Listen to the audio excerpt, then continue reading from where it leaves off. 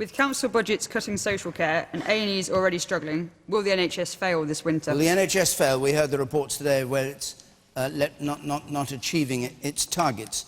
All right, Sajid Javid. No, it won't. It's going to be difficult, and it has been for many winters now. It's certainly going to be challenging, and running the NHS is, I think, is one of the most difficult organisations for anyone to run, no matter who is in power. But the one way that we can make sure it can deal with these challenges, and it's not just winters, it's the growing challenge of an ageing population, more and more medicines and treatments that obviously we want the NHS to provide, and we all want it to stay what it is, a service that's world-class, free at the point of use. We're only going to do that if we keep making sure it's got enough resources, first of all, and we can only do that if we keep the economy strong. That's why we're able to commit as a government it's going to get £8 billion extra at least every year. Has it got a deficit of almost £1 billion already this year, then, if you're putting the money in? It doesn't have a deficit this year. There are individual hospital trusts that might have issues. An overall deficit of just there will be some trust at any point in time. Some will run deficits, some might have surpluses, and I think what it points to is that it will be challenging. It always is. But there's not a financial problem at the moment. There's not a financial problem as long as we keep the economy strong. And that's why this all then feeds back into, if you're going to keep the economy strong and you're going to prioritise rightly the NHS, you have to make difficult decisions elsewhere. That's what we've done, and that's what's going to keep the NHS strong. What are you talking about? The NHS was created when Britain had no money. Like, we'd just been at war and everybody decided to pull together. It's absolute nonsense. Like, there was a report out last year, you can go and Google it. It's called Mirror Mirror on the Wall report. Just Google it. Britain's healthcare is rated top out of 11 Western countries. At the bottom came the US. There's countries like Canada, Switzerland in there.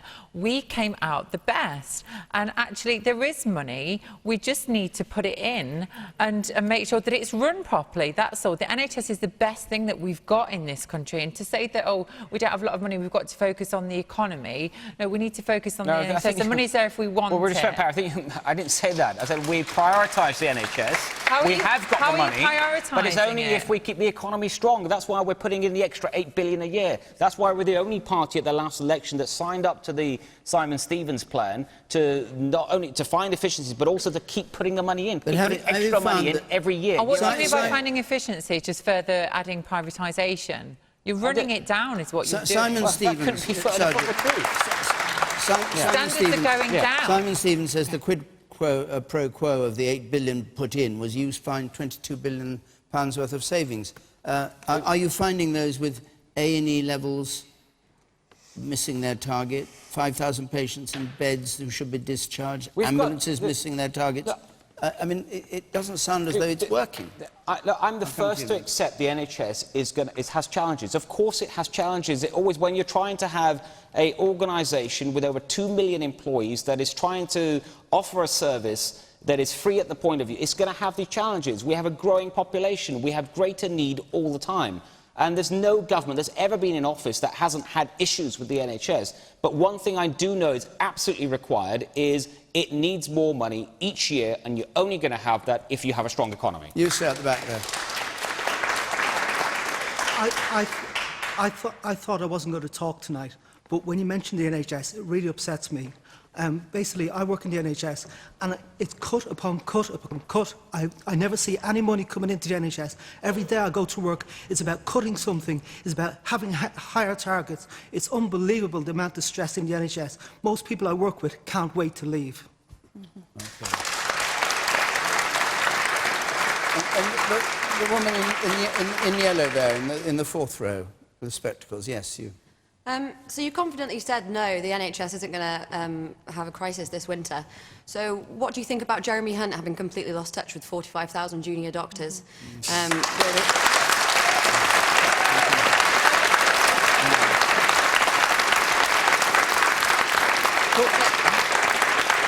Paul Nuttall, I'll come to this.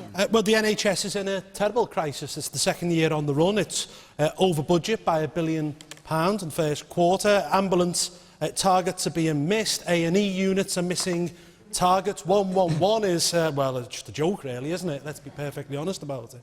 Look, there's a problem with the NHS, and it's a long-term problem. It's a structural problem. It's too big.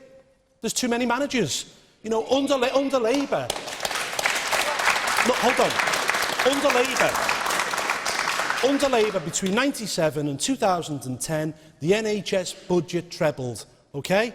But the number of managers grew within the NHS by 58%. We're now in a situation where 51% of people who work in the NHS are not clinically qualified. There's 50,000 people.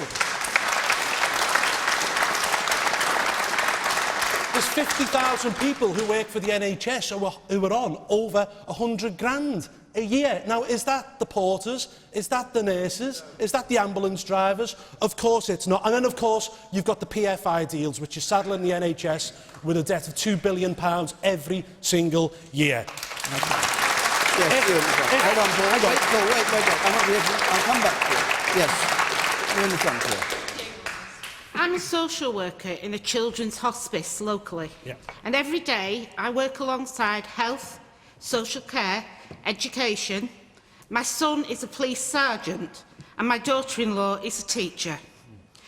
This government are decimating our public services. It's about time people look up and realise what your government is doing. Do you know that in Staffordshire there is a 2-year wait for a paediatric OT assessment? Children waiting 2 years under your government. It's shameful. All right. I'd really like Paul to make his position clear, because you've made comments in the past that you would like to see more elements of the NHS privatised, and people are clapping what you're saying. Actually, I don't think most people in this audience and most people in this country do want to see the NHS privatised, because actually the reason that we're top...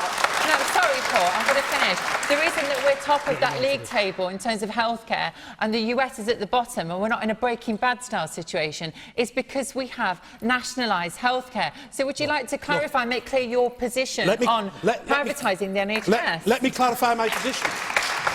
What I was talking about specifically is procurement. You've got the NHS in some cases paying over 30 times the cost for drugs. Hang on, because I thought maybe it might be a good idea to bring a private company in to try and get bang for our buck in this area. Now, look, the bigger problem with the NHS is that we're allowing over 300,000 people into this country every single year. You can't plan for an NHS when there's too many people in the country. It's as simple as that. We would not have an NHS without those doctors coming from different countries. Right. OK. Oh, well, isn't that shame on us? Because we should be training them our own. Shame on you. All right, Lucy Powell. I'd like to agree with some of the audience comments there and not Paul Nuttall's at all. But look, the first thing to say is that my husband is an accident and emergency doctor, so I live and breathe with him what is happening in the NHS, and he will tell you, as he tells me, that the NHS is absolutely on the brink of crisis. And I think, Sajid, you're being very brave to suggest that we're not going to have a crisis this winter. The reason that we didn't have the kind of traditional crises the last couple of winters is because we had very mild weather, and my husband will tell you that it's when it gets cold that things get really difficult. Now, why is it that we've got such a crisis in the NHS at the moment? And it isn't straightforward, it is more complex. First of all, the resources aren't there. Sajid said that the government have pledged this extra £8 billion. They've not seen a penny of that money yet, and we're still some way off getting that money. The really big challenge for accident emergency and hospital care at the moment is the huge numbers of elderly patients coming in who should be being looked after at home or in the community. But we've seen an absolute decimation of social care in this country. So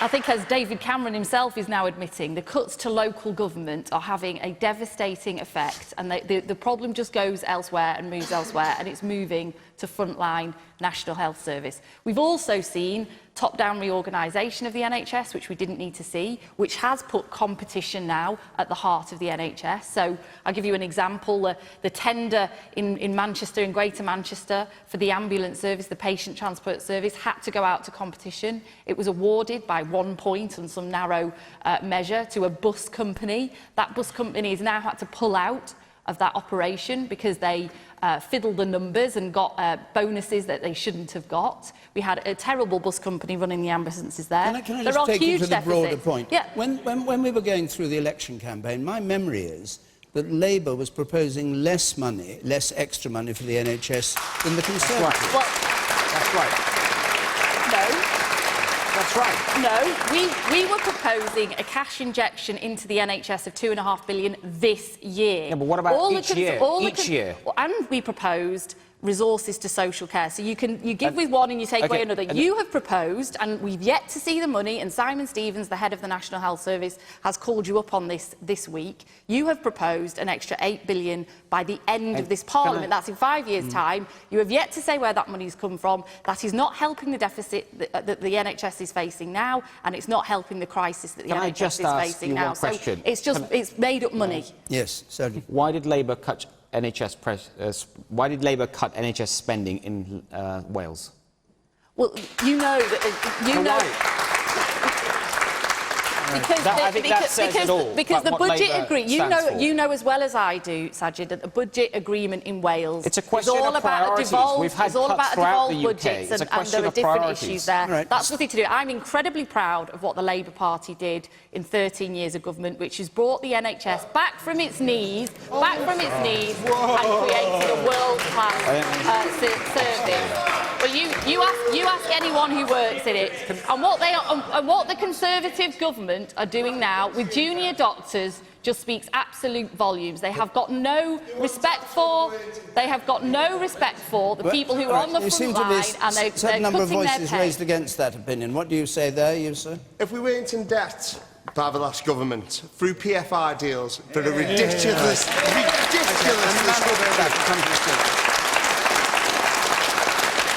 All right, two people in the very back row. I'll come to the woman first, then the man. They're both jumping up and down to get in. Yes. I'm a local GP, and the reason that I am jumping up and down is that I do not know how Mr Javid can talk about resource into the NHS. General practice, which delivers 90% of NHS care, now does so on 8% of the budget, which is a 20% disinvestment over the last 5 years. As a result, we are now absolutely on our knees. In our local paper today is a local practice that looks after 12,000 people about to close because they've been trying to recruit to replace their GPs that are retiring, and they can't do that. They've been advertising for in excess of a year. Practices are poaching doctors from one another to just survive. Do you have more confidence in Paul Nuttall's version of how things should be done, or Lucy Powell's version of how Labour would do it? Or do you have no confidence in anybody? Nobody ever holds the providers to account. The private companies come in and they make the lowest bid, and when you pay peanuts, unfortunately, you get monkeys. All right. Stig Abell.